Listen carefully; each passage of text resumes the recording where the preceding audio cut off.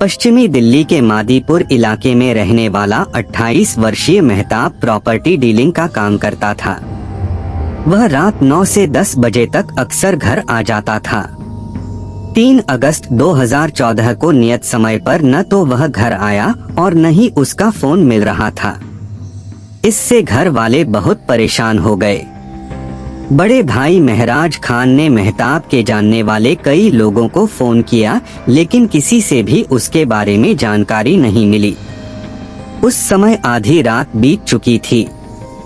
इतनी रात में उसे कहां ढूंढा जाए, यह बात वह समझ नहीं पा रहे थे। मेहताब की चिंता में घर वालों को रात भर नींद नहीं आई। अगले दिन 4 अगस्त को महराज खान पुलिस चौकी मादीपुर पहुंच गया। चौकी इंचार्ज पवन कुमार दहिया को छोटे भाई के गायब होने की बात बताकर उसकी गुमशुदगी लिखा दी। मेहताब की गुमशुदगी दर्ज कराने के बाद चौकी इंचार्ज पवन कुमार दहिया ने इसकी जांच हेड कांस्टेबल सतीश कुमार को करने के निर्देश दिए। सतीश कुमार ने सबसे पहले मेहताब का हुलिया बताते हुए गुमशुदगी की सूचना दिल्ली के समस्त थानों में वायरलेस द्वारा प्रसारित करा दी। इसके बाद उन्होंने आसपास के अस्पतालों में भी संपर्क कर यह जानने की कोशिश की कि करीब 28 साल का कोई दुर्घटना का शिकार व्यक्ति दाखिल तो नहीं हुआ है। उन्होंने मेहताब के घर वालों से भी बात की और पूछा कि मेहताब का किसी से कोई लड़ाई झगड़ा तो नहीं चल रहा। घर वालों ने पुलिस को बता दिया कि उसकी किसी से कोई दुश्मनी नहीं थी। पुलिस अपने तरीके से मेहताब को तलाशती रही। उसे गायब हुए महीना से ज्यादा बीत चुका था, लेकिन उसका कहीं पता नहीं चला। मेहताब के घर वाले पुलिस पर अंगुली उठाने लगे। उन्होंने पंजाबी बाग इलाके के एसीपी हरचरण वर्मा से मुलाकात कर मेहताब खान के गायब होने और जांच अधिकारी की निष्क्रियता की बात बताई।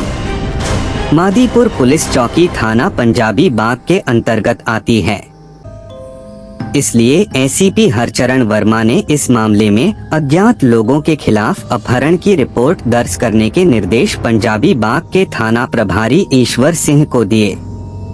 महराज की शिकायत पर 12 सितंबर 2014 को पंजाबी बाग थाने में अज्ञात लोगों के खिलाफ भागमवी की धारा 365 अपहरण के तहत मुकदमा दर्ज कर लिया गया और जांच एसआई अनूप कुमार को सौंप दी गई।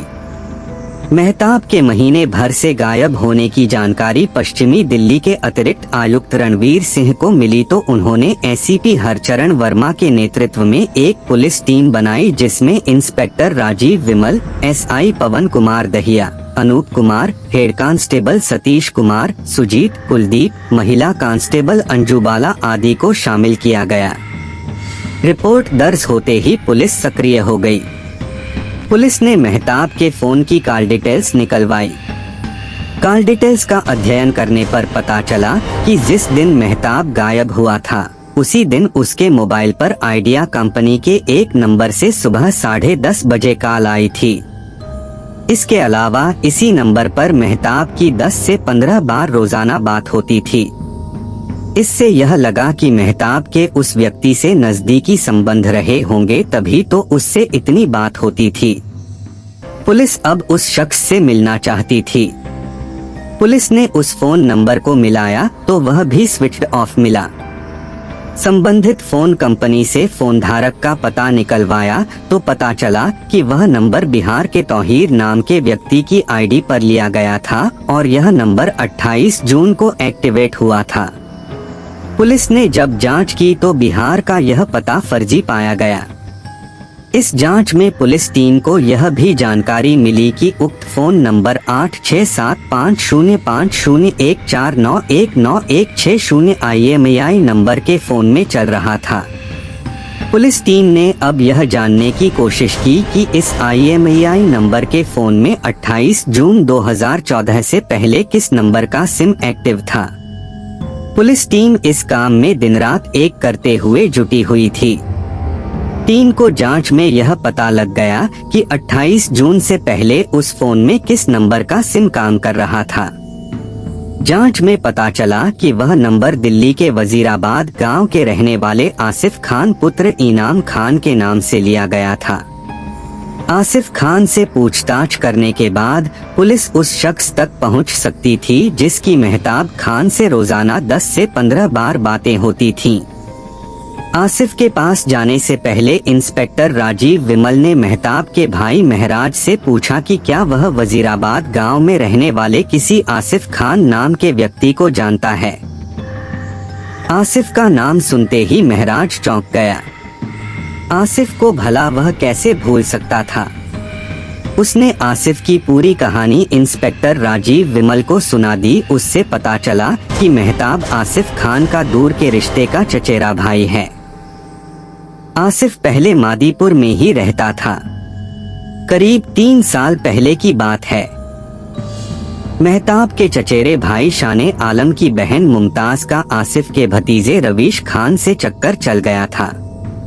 कुछ दिनों बाद वह मुमताज को लेकर भाग गया। यह बात मेहताब और उसके भाइयों को पता चली तो वे सब शिकायत करने आसिफ खान के घर पहुंचे। शाने आलम और मेहताब गुस्से में थे।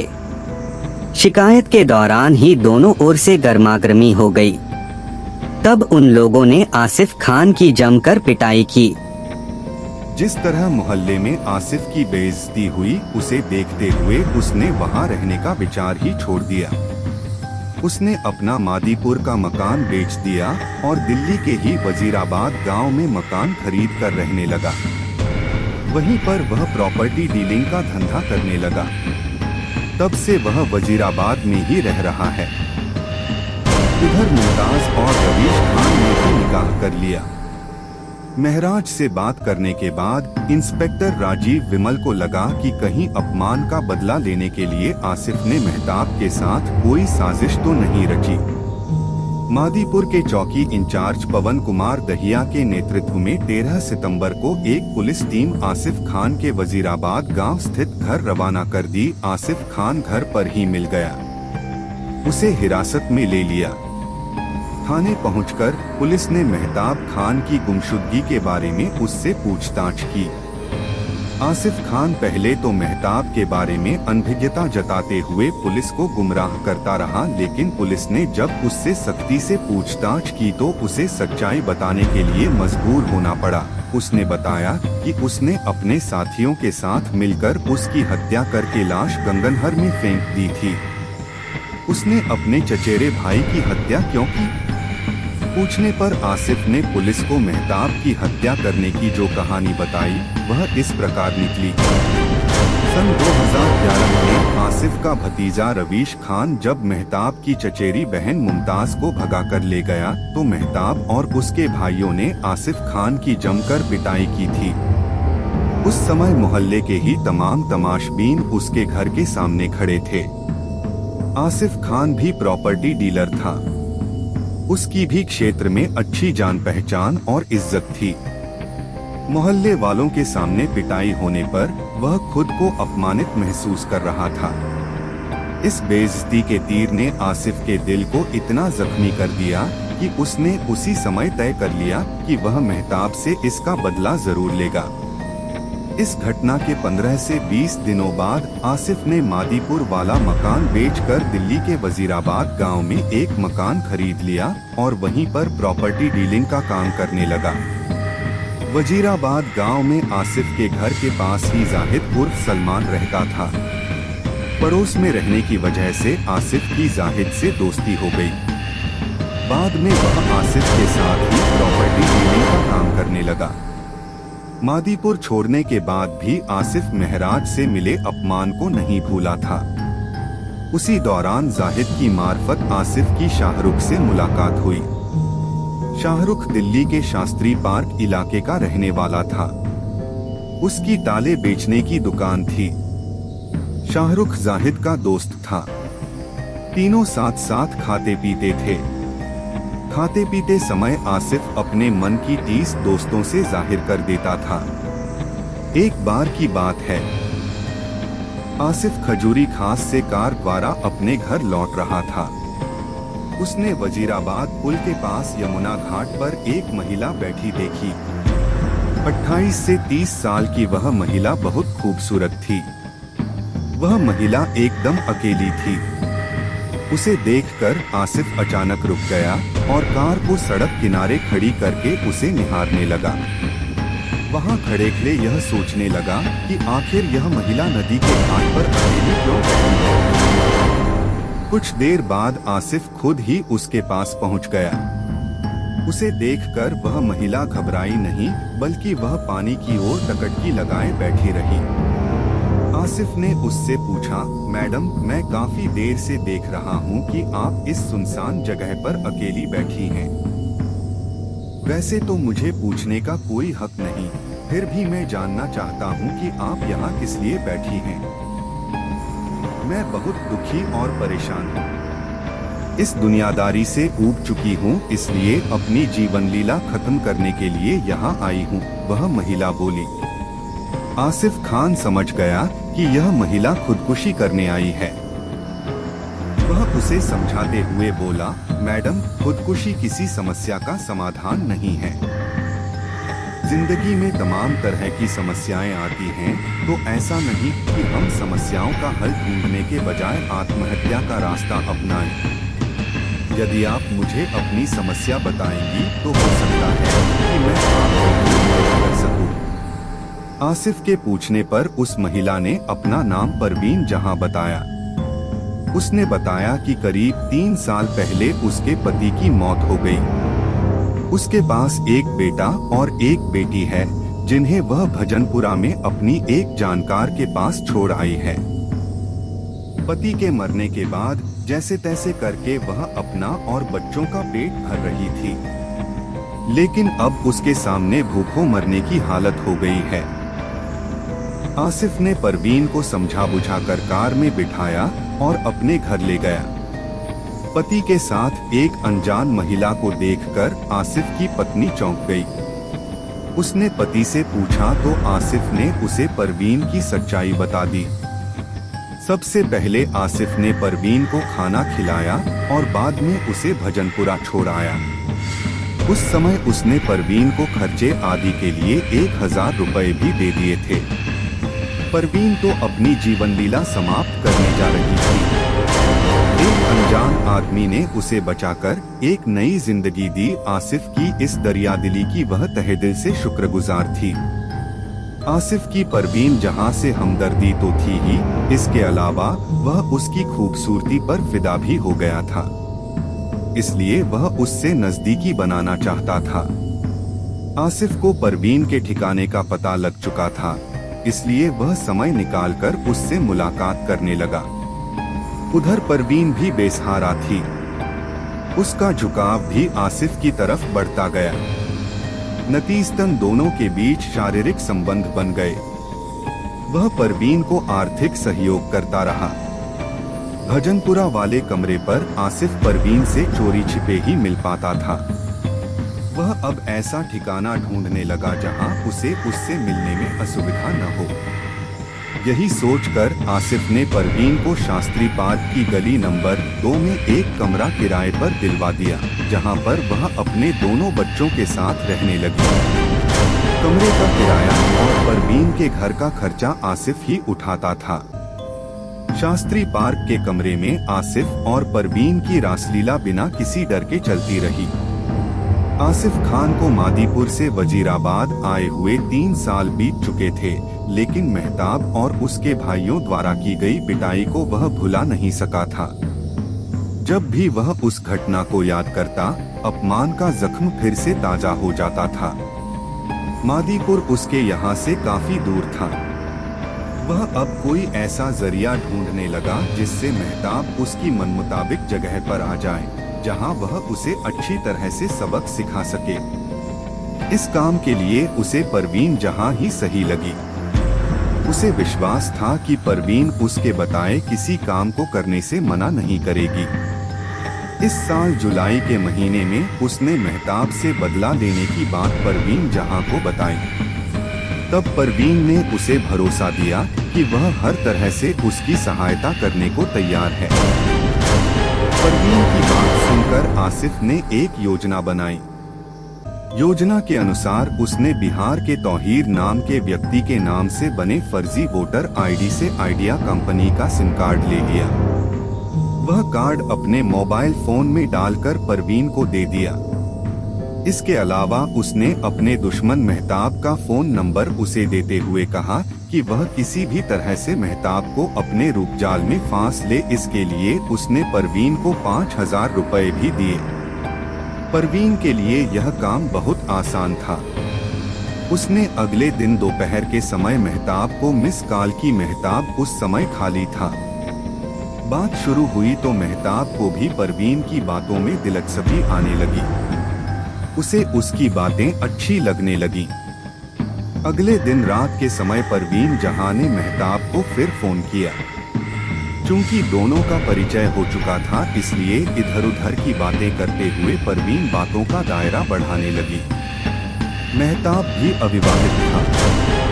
वह उसकी बातों के आधार पर ही उसके रूप सौंदर्य की कल्पना करने लगा। इस तरह दोनों के बीच अब रोजाना बातें होने लगी। परवीन उससे जल्द मुलाकात कर अपने हुस्न का दीदार करा देना चाहती थी। इसलिए एक दिन उन्होंने पंजाबी बाग मेट्रो स्टेशन के गेट नंबर 1 पर मुलाकात करने की योजना बना ली। मेहताब मादीपुर से पंजाबी बाग मेट्रो स्टेशन के गेट नंबर 1 पर पहुंच चुका था। वहां पहुंचने पर उसे कोई महिला दिखाई नहीं दी। वह इधर उधर देखने लगा कि कहीं परवीन आड़ में तो नहीं खड़ी है। इधर उधर नजर दौड़ाने के बाद वह नहीं दिखी तो उसने परवीन को फोन किया। परवीन ने बताया कि वह अभी रास्ते में है, 5 मिनट में पंजाबी बाग पहुंच जाएगी।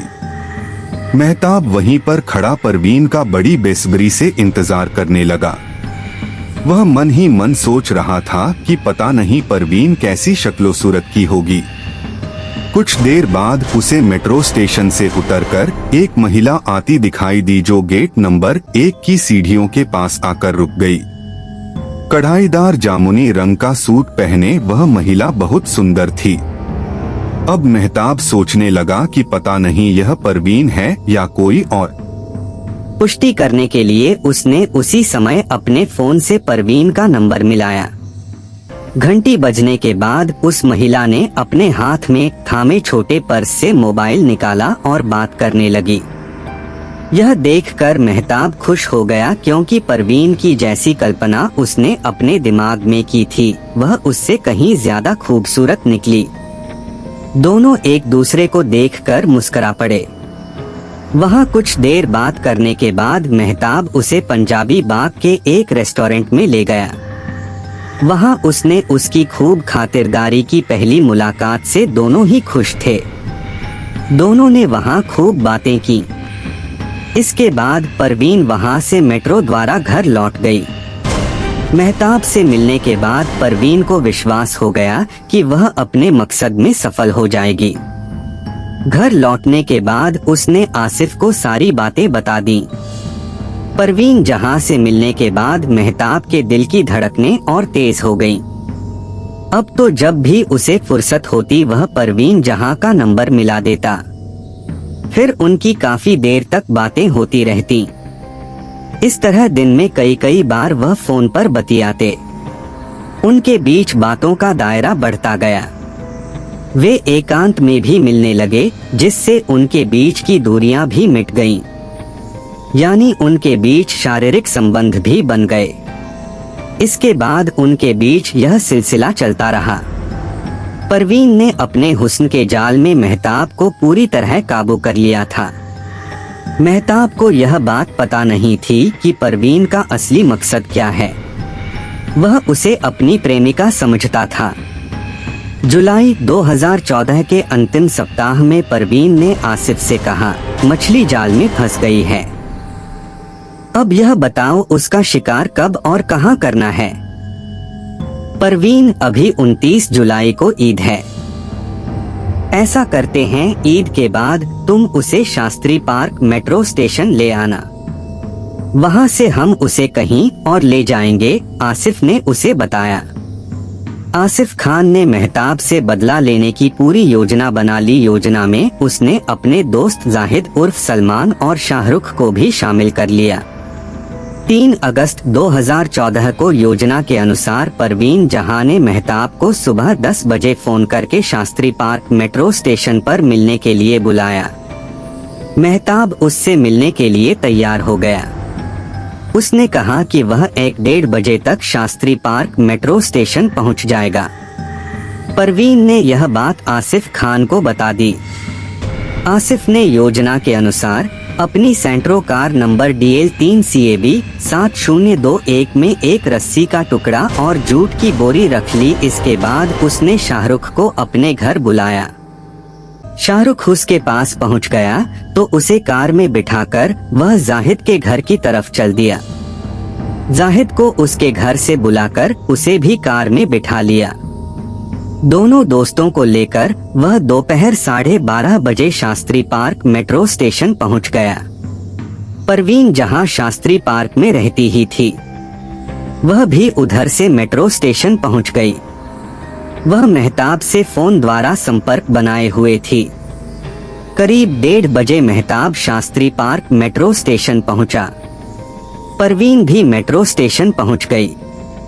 वह मेहताब से बातें करते हुए उसे स्टेशन से नीचे उतारकर आसिफ की कार के पास ले आई। जैसे ही मेहताब कार के नजदीक पहुंचा, जाहिद और शाहरुख ने उसे कार में खींचकर उसका मुंह दबोच लिया। फिर तमंचा दिखाकर उसे चुप रहने को कहा। आसिफ ने तुरंत कार चला दी। इससे पहले उसने परवीन का मोबाइल अपने पास रख लिया था। वह तेज गति से कार चलाता हुआ मेरठ की तरफ निकल गया।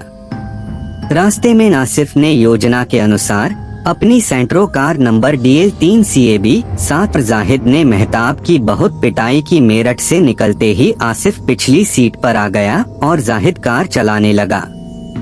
आसिफ के दिल में बदले की चिंगारी सुलग रही थी। उसने अपने हाथों से मेहताब की पिटाई करनी शुरू कर दी। मेहताब के शरीर पर तमाम गंभीर चोटें आई थीं, जिससे उसे बहुत दर्द हो रहा था। दर्द उसकी सहन शक्ति से बाहर हो गया तो उसने चिल्लाना शुरू कर दिया। उसी दौरान आसिफ ने कार में रखे रस्सी के टुकड़े से उसका गला घोंट दिया। मेहताब की हत्या करने के बाद उन्होंने उसकी लाश कार में पहले से रखी जूट की बोरी में डाल दी और जिस रस्सी से गला घोंटा था उससे बोरी का मुंह बांध दिया। उन्होंने खतौली के पास से गुजर रही गंगनहर में वह बोरी डाल दी। वहीं पर उन्होंने मेहताब और परवीन के मोबाइल फोन भी फेंक दिए। लाश ठिकाने लगाकर वे सभी अपने घर लौट आए।